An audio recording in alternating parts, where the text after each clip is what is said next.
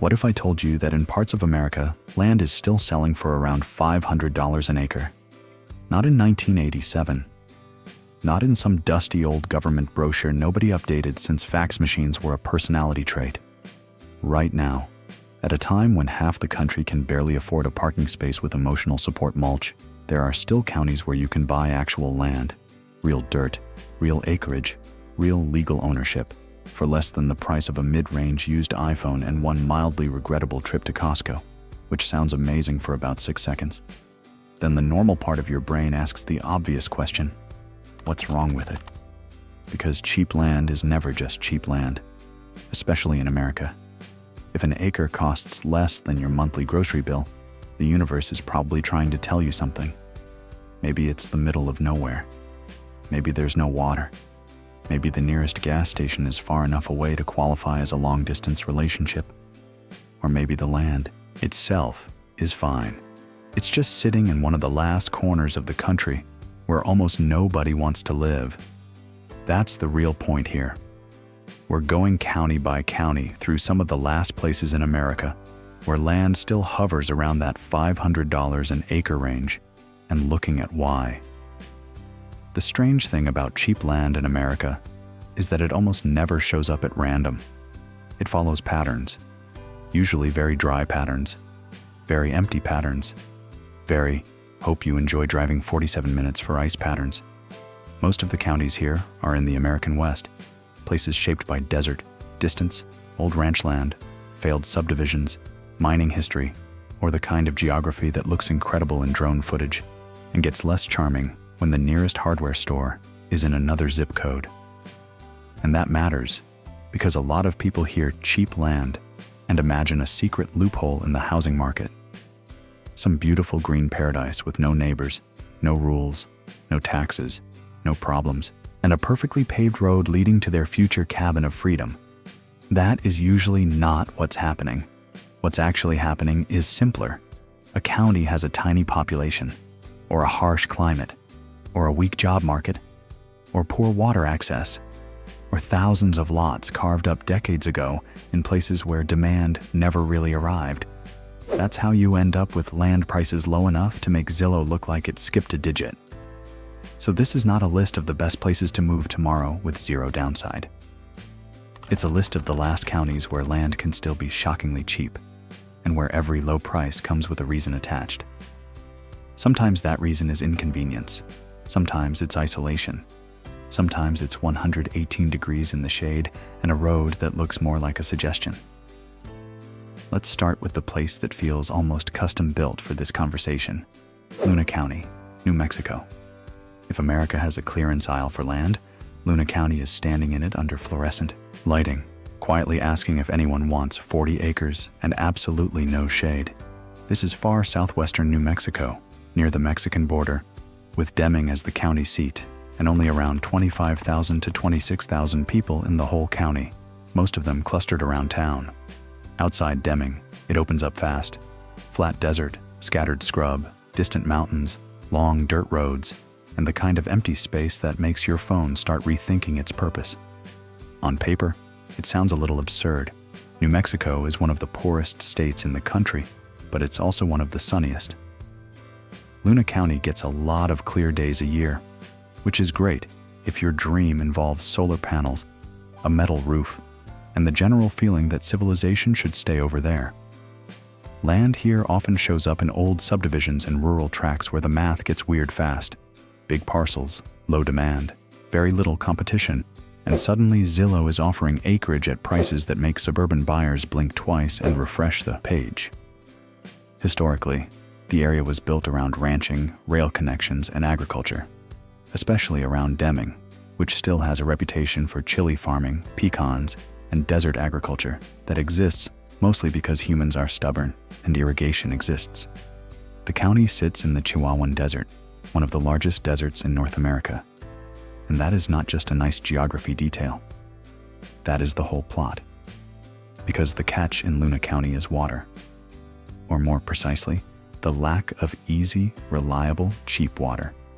This is not a place where you casually buy 20 acres and assume nature will sort itself out. Rainfall is low, surface water is limited, A lot of rural lots have no utilities at all.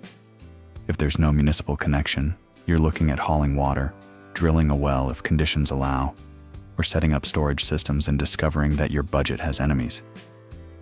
And drilling in the desert is one of those things that sounds rugged and romantic right up until you get the quote. The other issue is infrastructure. A lot of these cheap parcels are nowhere near jobs, stores, paved roads, or anything you would casually describe as convenient.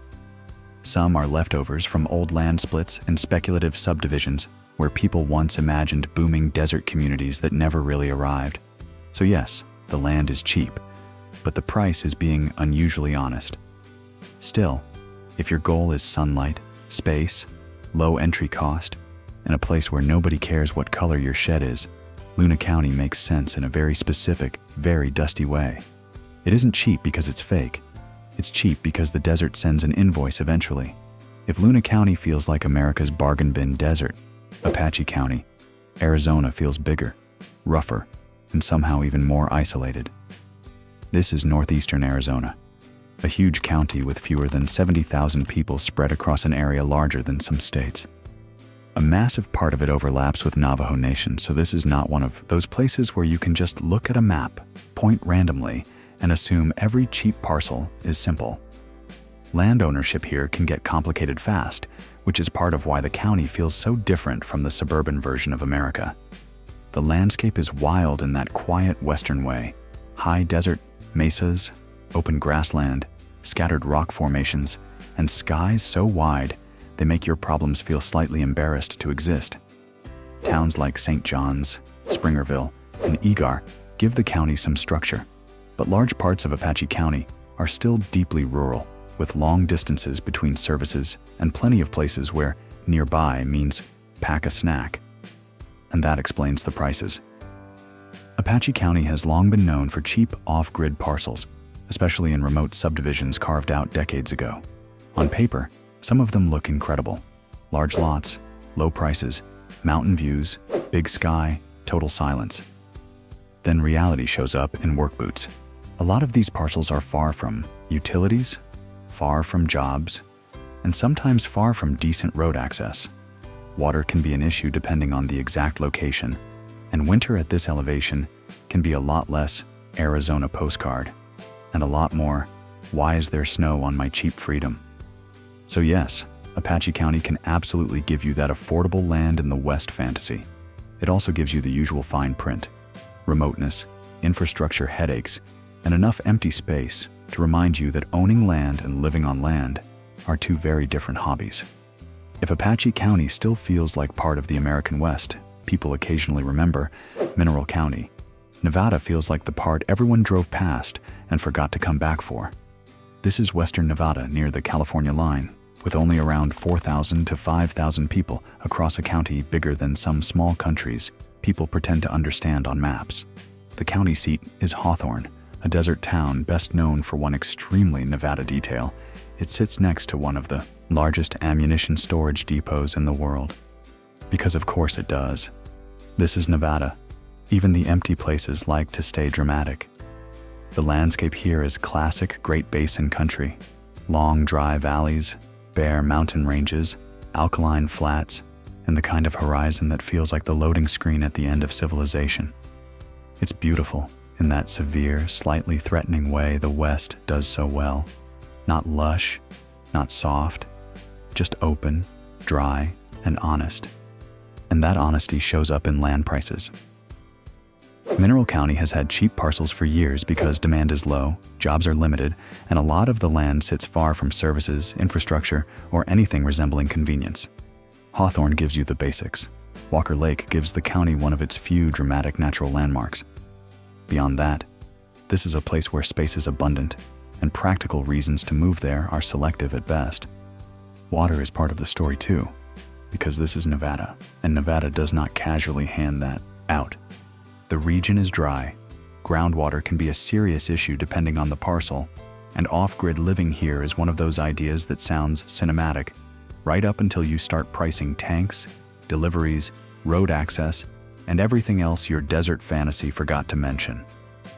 So yes, land can be cheap in Mineral County, but it's cheap in the most Nevada way possible, because there's a lot of nothing, and the nothing comes with paperwork from reality. Then there's West Texas, which is where America starts feeling less like a country and more like a dare. If you've never looked closely at this part of the map, the scale is hard to explain. West Texas is enormous, dry, thinly populated, and full of counties where development seems to have taken one look around and quietly driven east. Which is exactly why land prices can still drop into that shockingly low range, especially in places like Hudspeth County and Presidio County. Let's start with Hudspeth County. Hudspeth sits just east of El Paso along the Mexican border, and it is huge, over 4,500 square miles, with only around 3,000 people in the entire county. That is not low density. That is a clerical error with mountains. The county seat is Sierra Blanca, a tiny desert town that most people know only because they weren't planning to stop there. The landscape is pure borderland desert. Wide basins, dry grass, distant mountain ridges, endless sun, and roads that keep going like they personally resent civilization. This is one of those counties where cheap land makes immediate visual sense. There is just so much of it, and so little pressure to build anything. Some parcels out here are so remote, they make middle of nowhere sound a little urban. And yes, water is a real issue here too. This is not East Texas, with ponds and oak trees and a dramatic mosquito population. This is desert. If you buy land in Hudspeth County, you are buying sunlight, silence, and a logistics problem. Wells can be expensive and uncertain. Hauling water is common in truly remote areas, and summer heat is the kind that doesn't just shine on you. It questions your commitment to the entire project. Then, farther south and a little more cinematic, you get Presidio County. Presidio is larger, a little more populated, roughly 6,000 to 7,000 people, and home to two very different places, the border town of Presidio and the famously strange little town of Marfa, which somehow became an international art world stop in the middle of the desert, like everyone collectively lost a bet. That alone gives the county more cultural personality than most places in this price range. But outside those pockets, Presidio County goes right back to what makes cheap land cheap: distance, heat, sparse infrastructure, and a landscape that's spectacular, but not exactly convenient. You've got ranch country, desert valleys, volcanic mountains, and some of the biggest skies in America. You also have long drives, limited services, and enough open space to make your grocery run feel like a subplot. That's really the West Texas deal in one sentence. The scenery is incredible, the freedom is real, and the convenience is somewhere else. Cheap land here isn't hiding a scam. It's just asking whether you actually meant it when you said you wanted space. After all that desert, southern Colorado almost feels like the video is trying to trick you. Because now, the cheap land isn't sitting under a brutal sun next to a road that may or may not still believe in pavement. Now it's backed by mountains, real mountains, snow on the peaks, crisp air, actual trees in places. The kind of scenery that makes you think, wait, why is this affordable at all? And that's where Costilla County and Huerfano County come in. Costilla County is probably the most famous cheap land county in Colorado, and for good reason. It sits in the San Luis Valley, one of the largest high-altitude valleys in the world, with the Sangre de Cristo Mountains rising on one side like Colorado is trying a little too hard to look dramatic. The county has only around 4,000 people, and for decades developers carved the area into thousands of rural lots, especially around places like San Luis, the oldest town in Colorado. On paper, it can look amazing.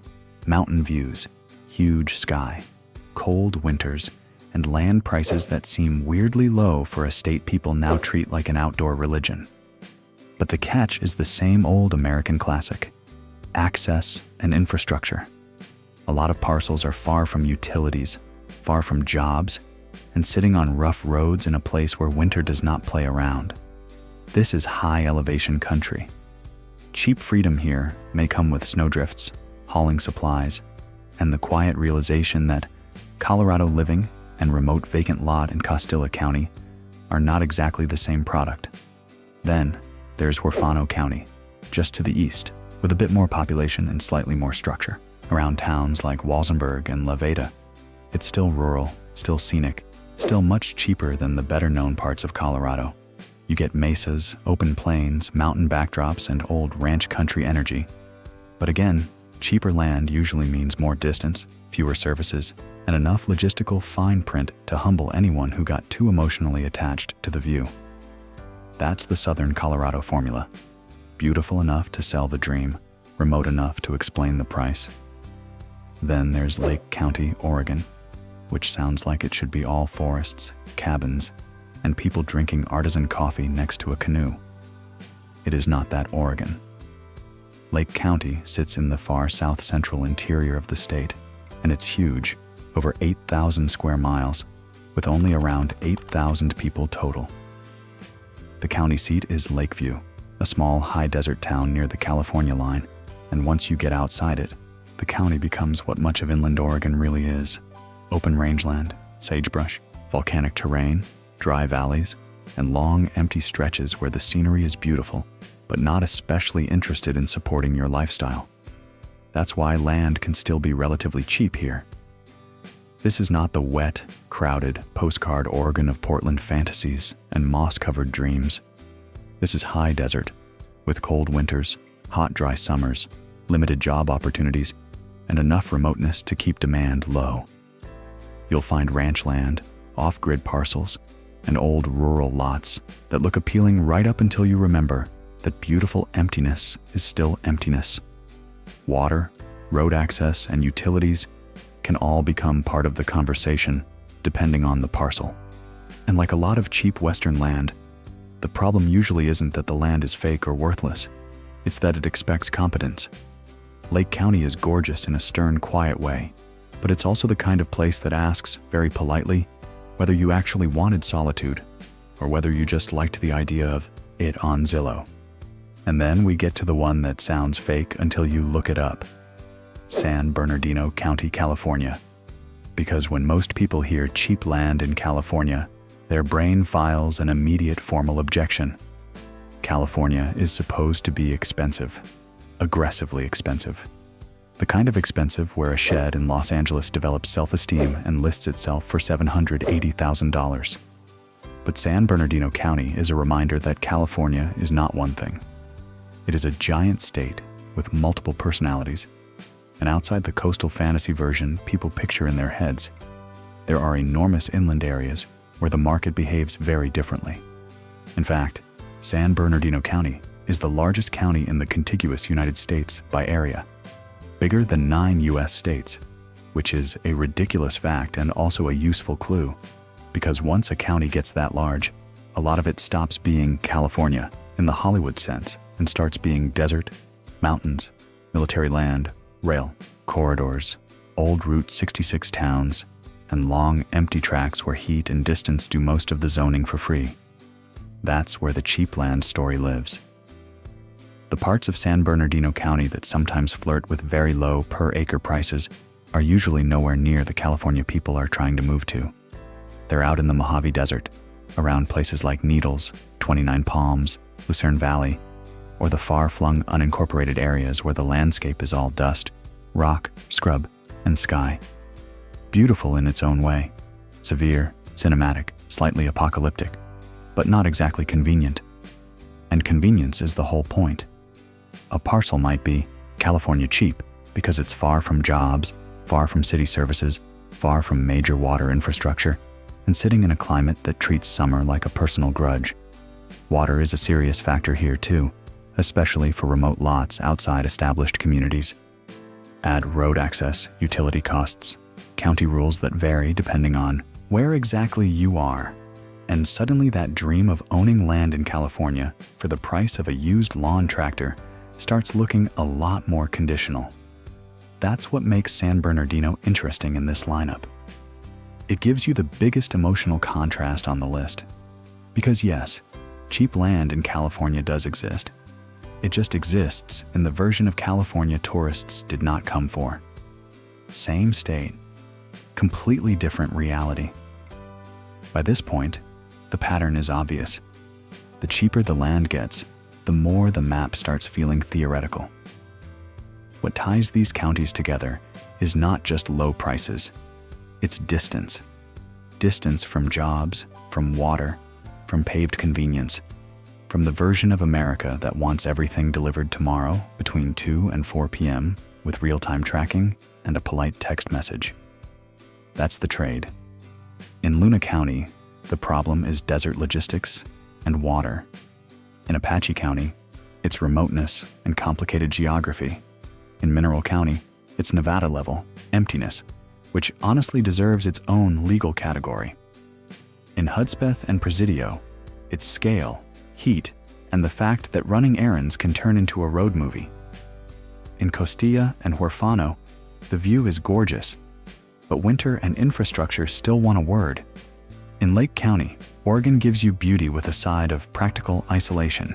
And in San Bernardino, the low price comes from the simple fact that this is California after the postcard has left the room.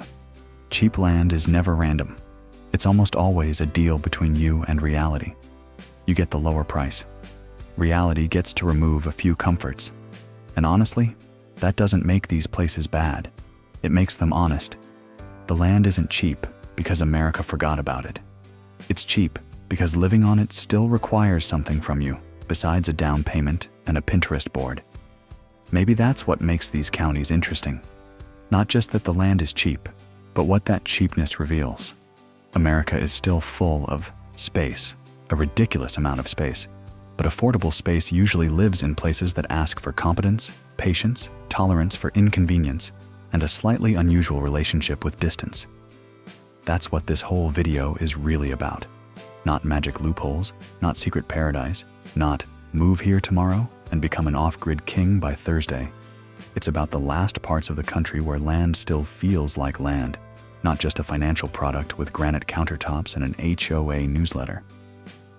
These counties are cheap because they're dry, remote, harsh, underbuilt, or simply ignored by modern demand. But they're also places where someone can still look at a map and think, I could actually own a piece of that. And in 2026, that feels weirdly radical. Of course, cheap acreage does not automatically mean a good life. Some of these places are better for investing than living. Some are better for weekends than permanence. Some are perfect for the right kind of stubborn person and a terrible idea for everyone else. But they still matter. Because as overcrowded and overpriced as the country feels, these counties are proof that the edge still exists. The overlooked parts, the difficult parts, the places where land doesn't come with convenience, but still comes with possibility. And for some people, that's worth more than location. So if any of these counties made you pause, even a little, that probably means the idea is already working on you.